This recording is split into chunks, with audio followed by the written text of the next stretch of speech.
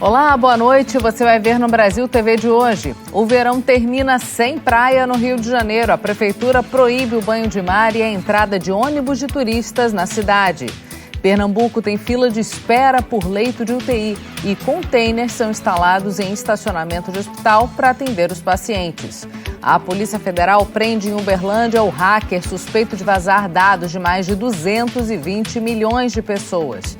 Pesquisadores descobrem as causas da pior seca do Pantanal dos últimos 50 anos. Hoje é sexta-feira, 19 de março, o Brasil TV já está no ar.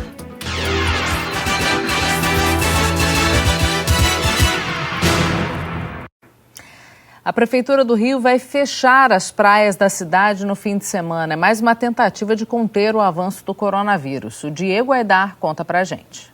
Oi, Cecília Flecha, amigos do Brasil TV. Olha, hoje, sexta-feira, foi mais um dia de calor e de praias cheias aqui no Rio de Janeiro. A gente está falando aqui do Mirante do Leblon, a gente consegue ver aqui à esquerda a praia do Leblon, mais à esquerda ali a praia de Ipanema, essa cena que deve ser muito diferente amanhã. Isso porque a partir da meia-noite a Prefeitura anunciou que não vai ser mais permitido permanecer na faixa de areia, nem para atividade física, nem para o banho de mar. Os ambulantes também estão proibidos de circular e vender qualquer produto em qualquer horário. Já os quiosques vão continuar abertos nos mesmos horários de bares e restaurantes, até às 9 horas da noite. O estacionamento na orla vai ficar restrito. Só moradores, idosos, pessoas com deficiência e taxistas vão poder deixar o carro. E as ruas e avenidas de Ipanema e do Leblon, de Copacabana e do Aterro do Flamengo não poderão mais ser usadas como áreas de lazer neste momento. Para evitar a chegada de turistas, a Prefeitura proibiu ônibus e vans fretados vindos de outras cidades. Só aqueles veículos que transportam funcionários de empresas ou então hóspedes de hotéis com comprovante de reserva vão poder passar. Hoje de manhã, o prefeito Eduardo Paes disse que a situação é muito grave e pediu apoio dos moradores. Um apelo à população de que não é alarme falso, não é brincadeira, não é exagero da mídia, não é exagero do prefeito, não é exagero das autoridades sanitárias. É um fato que está acontecendo na cidade do Rio de Janeiro. O cenário em que você tem a rede de saúde estressada, em que você começa a ter possibilidade de falta de leito, em que a fila de espera de regulação ela aumenta, ele está se confirmando na cidade do Rio de Janeiro. As novas medidas foram acrescentadas ao decreto da semana passada, que continua valendo até a próxima segunda-feira. Aí, Cecília, na segunda-feira, o prefeito Eduardo Paes deve se reunir mais uma vez com um comitê científico e já deu sinais de que deve anunciar medidas ainda mais duras na semana que vem. Cecília, com você. Em Minas Gerais, uma CPI vai apurar supostas irregularidades na vacinação de servidores da Secretaria de Estado de Saúde. No total, quase 2.700 trabalhadores do setor público vão ser alvos dessa investigação. A Iana Coimbra acompanhou. Olá, Cecília. A CPI dos Fura-Fila, que vai apurar supostas irregularidades na vacinação de servidores da Secretaria de Estado de Saúde, também vai analisar a situação de 55 funcionários da Assembleia Legislativa de Minas Gerais, que foram imunizados. No total, quase 2.700 trabalhadores do setor público serão alvo da investigação. No caso da Secretaria de Saúde, 134 nomes que estão na lista entregue à Assembleia estavam de home office. O levantamento foi feito pela nossa produção. A nova lista tem 1.852 nomes de funcionários da pasta que atuam nas regionais espalhadas pelo Estado. Antes, a Secretaria já tinha entregue uma outra lista com 828 nomes. Ontem ficou definido quem vai comandar a CPI. João Vitor Xavier, do Cidadania, foi eleito presidente. Ulisses Gomes, do PT, vice-presidente. E Cássio Soares, do PSD, vai ser o relator. Se ficar provado que algum servidor furou a fila da vacinação, ele pode ser exonerado e responder pelo crime de improbidade administrativa. A CPI deve durar 120 dias. Cecília. A Universidade Federal de São Paulo divulgou uma carta aberta hoje destacando que, em 88 anos de existência, a Escola Paulista de Medicina nunca enfrentou dificuldades como as que enfrenta agora. A carta faz um apelo aos órgãos públicos de várias esferas administrativas para que assumam uma postura coerente com a gravidade da situação, traçando diretrizes para apoiar os profissionais que estão na linha de frente e fornecendo recursos e insumos necessários. 3 cidades do Centro-Oeste paulista decretaram lockdown neste fim de semana para conter a pandemia. Quem conta pra gente é a Gabriela Dias. A partir desta sexta-feira, Botucatu, Tupã e Lençóis Paulista adotam medidas mais restritivas para conter o avanço do coronavírus no Centro-Oeste paulista. O motivo é a alta taxa de ocupação dos leitos de UTI nos hospitais da região, que está acima dos 100%. Em Lençóis Paulista, o transporte público não vai funcionar. Bares e restaurantes só podem atender pelo sistema delivery. E o prefeito de Vitória da Conquista, na Bahia, morreu de Covid. Ele estava internado havia quase 3 meses. O Edson Nunes tem os detalhes. Olá, Cecília. A cidade de Vitória da Conquista está de luto com a morte do prefeito Ezen Gusmão, do MDB. Ezen estava internado no Hospital Sírio-Libanês em São Paulo há 90 dias, tratando as complicações da Covid-19. Ele foi diagnosticado com a doença no dia 7 de dezembro do ano passado. No dia 26 de dezembro, precisou ser transferido para a capital paulista. Nas últimas semanas, o quadro de saúde dele se agravou e precisou ser entubado. Ezen deixa a esposa e 3 filhos. O sepultamento foi confirmado para amanhã à tarde, às 4 horas, em um cemitério aqui da cidade. E, infelizmente, ontem batemos o recorde de mortes de toda a pandemia aqui no estado. O boletim epidemiológico registrou 153 mortes em 24 horas. A Bahia passa por medidas restritivas há mais de 20 dias. Em Salvador e cidades da região metropolitana, somente os serviços essenciais estão funcionando. Hoje, mais de 300 pessoas aguardam por um leito em hospital para tratamento da Covid aqui no estado. Cecília, estamos passando por um momento bastante complicado. É com você. Em todo o país. E Pernambuco também está com fila de espera por leitos de UTI. Containers foram colocados no estacionamento para atender os pacientes. A Luna Markman tem as informações. Oi, Cecília. Em Olinda, município vizinho a Recife, pelo menos 14 contêineres foram instalados no estacionamento de um hospital referência para a Covid-19 para funcionar provisoriamente como leito de UTI. Há pelo menos 50 leitos de UTI em funcionamento por lá. Desde o início de março, Pernambuco ativou 303 leitos de UTI, chegando ao total de 1.324 leitos de UTI em funcionamento.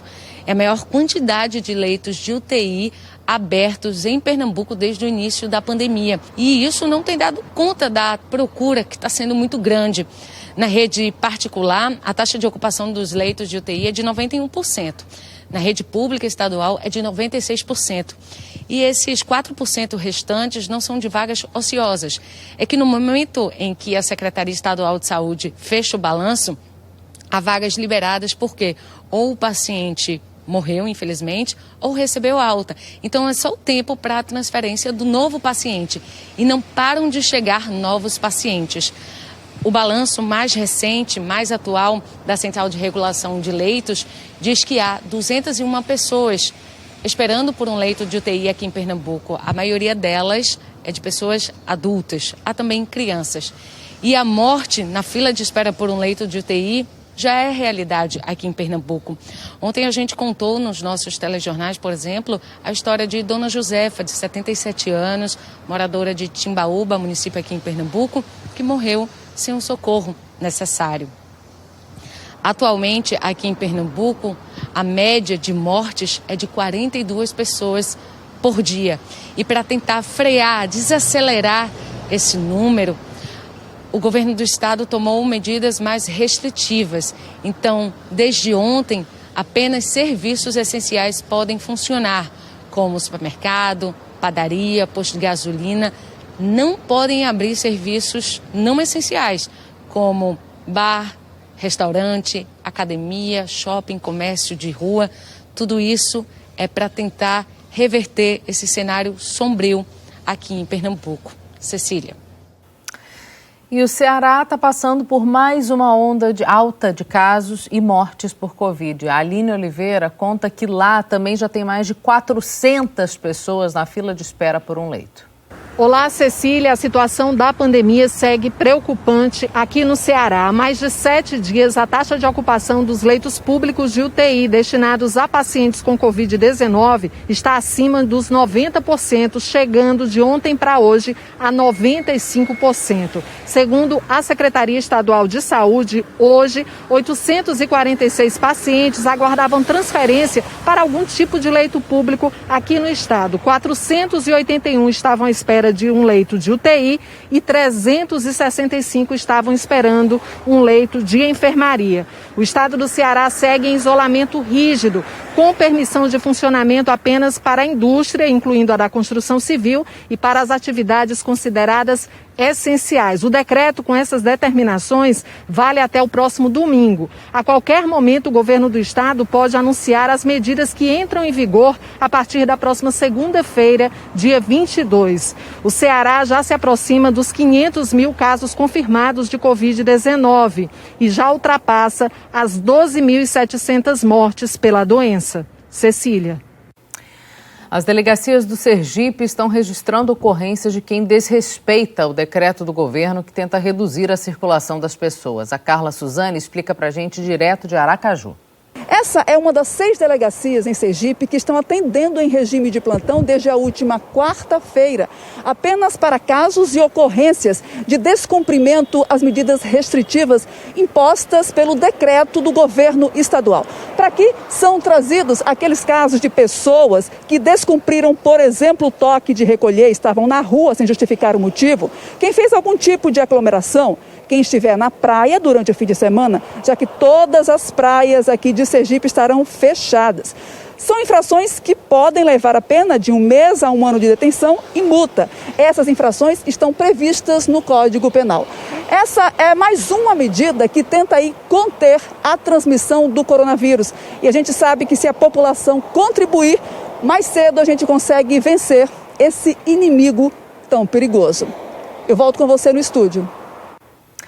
E Alagoas voltou hoje para a fase vermelha, a mais restritiva. Agora, com toque de recolher, praias e comércio ficam fechados nos fins de semana. O repórter Mac Cavalcante tem os detalhes direto de Maceió.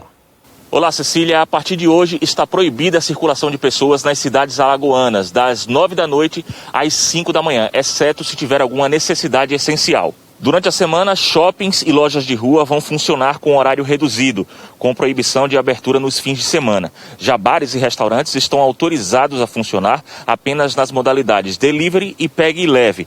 Entre outras medidas, os veículos de transporte intermunicipal só podem seguir viagem com 30% da capacidade. O acesso a praias, lagoas, rios e clubes está proibido nos fins de semana. Essas novas medidas valem por 14 dias. Segundo o último boletim da Secretaria de Saúde, em 24 horas, 20 mortes por Covid-19 foram registradas em Alagoas. A taxa de ocupação em Alagoas chegou a 89%. Ontem, o governo abriu 34 novos leitos, o que diminuiu essa ocupação para 81%. É com você, Cecília. Pois é, depois de viver uma crise pela falta de oxigênio, o Amazonas agora vai enviar cilindros para outros estados. Em Manaus, o governo do Amazonas prepara o envio de 200 cilindros de oxigênio. Desse tamanho aqui, ó, de 10 metros cúbicos. É a chamada Operação Gratidão. Esses cilindros serão levados para as cidades do interior do estado do Paraná. É importante lembrar que o Amazonas, no pico da segunda onda da Covid-19, que foi em janeiro, recebeu 759 cilindros de oxigênio doados por diversas localidades do país. Agora, com uma situação menos grave, com a instalação de 37 usinas de oxigênio em vários municípios do estado, com essa situação mais equilibrada, pode ajudar outras localidades com o envio de oxigênio. O governo do Pará aumentou as medidas de restrição para tentar conter o avanço da pandemia. O Ministério Público Federal cobrou maior transparência na divulgação dos leitos disponíveis. A Jalília Messias tem as informações direto de Belém. Aqui no Pará, Belém e outras 4 cidades da região metropolitana seguem em lockdown até a próxima segunda-feira. Essa medida atinge mais de 2 milhões de pessoas e blitz vêm sendo feitas para verificar quem tem a necessidade de estar nas ruas. Só é permitido sair de casa para ir ao supermercado, banco, farmácia e ao médico. A multa para quem desrespeitar essas regras é de R$ 150. Na capital, o percentual de isolamento está em 47%, segundo a Secretaria de Segurança Pública. No Pará, a pressão sobre os leitos de UTI públicos e privados exclusivos para a Covid continua alta. Na rede estadual de saúde, essa taxa de ocupação tem estado acima dos 80%. E procuradores, promotores de justiça e defensores públicos alegam que o site da Secretaria de Saúde mostra uma oferta maior de vagas do que as que estão realmente disponíveis no Sistema Estadual de Regulação de Leitos. O Estado nega essa divergência e afirma que tem conseguido garantir os leitos necessários até o momento. Mesmo assim, 2 prefeituras do interior decretaram bloqueio total para evitar um colapso. Nas cidades menores, quando os casos agravam, é preciso transferir os pacientes às pressas para os hospitais de referência, que já estão sobrecarregados. Do Pará, vamos ao Paraná, porque Curitiba, pela primeira vez, não tem mais leitos livres no SUS para pacientes com Covid. A taxa de ocupação chegou a 101% na enfermaria e na UTI para adultos, como conta o Bruno Fávaro. Oi, Cecília. Curitiba chegou à marca de 101% de ocupação de leitos exclusivos para a Covid para adultos. A cidade tem 469 leitos para adultos, mas já há 474 pessoas internadas. Os hospitais tiveram que recorrer a leitos que não são exclusivos para a Covid, chegando a essa marca de 101% de ocupação. Há 9 dias, a Prefeitura de Curitiba transformou as UPAs em leitos exclusivos para a Covid. E todas elas estão com 100% da ocupação. No Paraná, 5.407 pessoas estão internadas com Covid ou com a suspeita da doença. De acordo com o último levantamento, há apenas 51 leitos de UTI livres. A ocupação chega a 97%. As regiões que mais sofrem com a pandemia são a região oeste, onde fica Cascavel e Foz do Iguaçu, e a região leste, onde fica Curitiba e a região metropolitana. A ocupação aqui está em 98%. Desde a semana passada, Curitiba está na bandeira vermelha. Shoppings, comércios de rua, bares, estão todos fechados. O toque de recolher aqui na cidade é às 8 horas da noite até às 5 horas da manhã do outro dia. Cecília?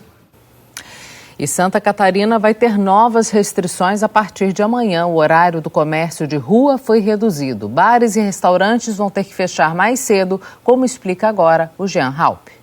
Oi, Cecília. O governo disse que agora vai ter multa de R$ 500 para quem for pego sem máscara. Embora o uso já fosse obrigatório aqui no estado desde o ano passado, não havia uma punição prevista.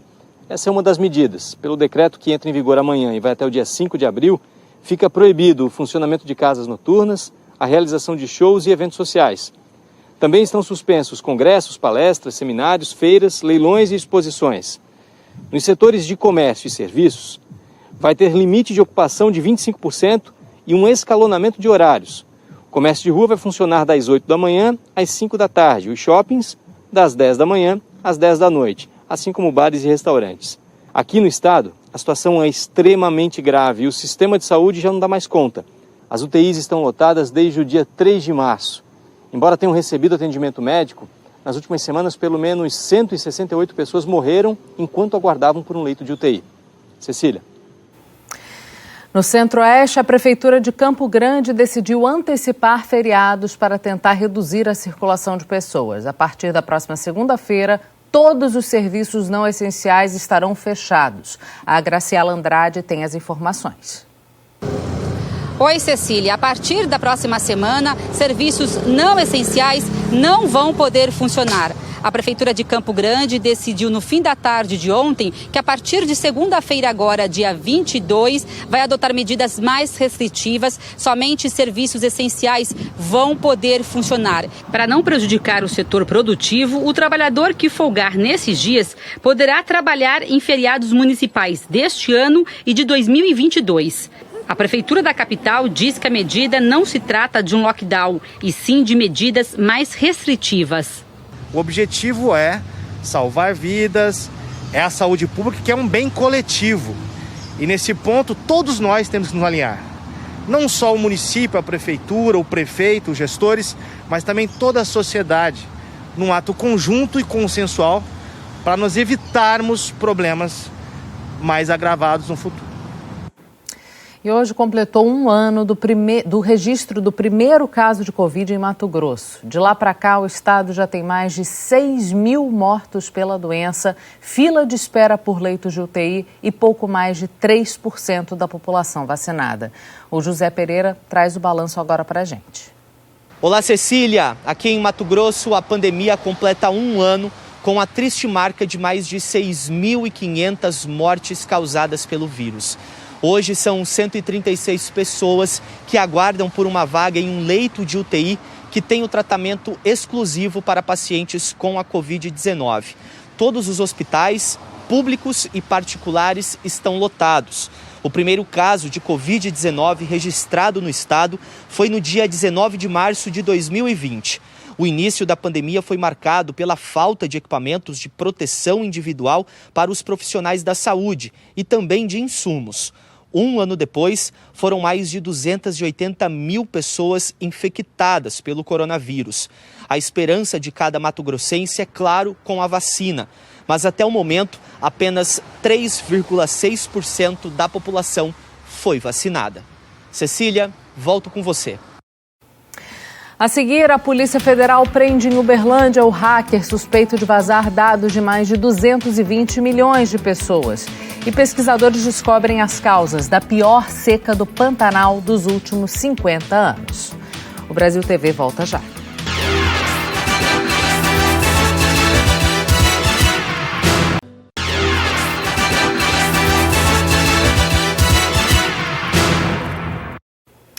Brasil TV está de volta com a prisão de um hacker suspeito de ser o responsável pelo maior vazamento de dados do país. A Polícia Federal investiga a divulgação de informações de 223 milhões de brasileiros, o que inclui até dados de pessoas mortas. A Michele Ferreira acompanhou a operação em Uberlândia, Minas Gerais. Olá, Cecília. O hacker que foi preso aqui em Uberlândia era conhecido na internet como Wanda Degode, mas na verdade era um jovem de 24 anos, Marcos Roberto Correia da Silva. Ele foi preso em casa pela manhã, trazido para a sede da Polícia Federal em Uberlândia, prestou depoimento e logo depois foi levado para o presídio Uberlândia 1 e já está à disposição da Justiça. Agora a Polícia Federal, ela investiga o real envolvimento dele naquele mega vazamento de dados de mais de 223 milhões de brasileiros. Dados como CPF, CNPJ, nomes e listas de endereço. Além desse mandado de prisão preventiva e de busca e apreensão, foram cumpridos também mandados de prisão, ao todo 4, na cidade de Petrolina, em Pernambuco. O Marcos, ele também foi alvo de uma outra operação no ano passado, quando hackers tentaram invadir o sistema no TSE no primeiro turno das eleições municipais do ano passado. A família só ficou sabendo que ele era um hacker nessa ocasião. Eu estive na casa dele, conversei com a mãe e com os irmãos. Eles disseram que nesse período ele já usava tornozeleira eletrônica, era monitorado pela Justiça e a partir de então ficava em casa o tempo todo. Hoje de manhã eles foram surpreendidos pela polícia batendo na casa dele às 6 da manhã, Cecília. Em Rondônia, a Polícia Federal prendeu o chefe de um grupo criminoso acusado de desmatar mais de 1 milhão de hectares de uma reserva ambiental. O Gedeon Miranda tem os detalhes. Policiais federais cumpriram mandados judiciais nos municípios de Nova União, Mirante da Serra e também Ouro Preto do Oeste. O objetivo da operação é combater crimes ambientais e também agrários em terras da União. Cerca de 30 policiais federais estão cumprindo 7 mandados judiciais, sendo 6 mandados de busca e apreensão e 1 mandado de prisão. Até o momento, 3 flagrantes por posse ilegal de arma de fogo foram registrados pela Polícia Federal. Segundo a PF, os investigados são responsáveis por causar incêndios de grandes proporções na reserva em bloco do assentamento Margarida Alves, que fica no município de Nova União, além de desmatar, invadir e comercializar ilegalmente terras nesta reserva. Desde Paraná e Rondônia, Gedeon Miranda para o Brasil TV.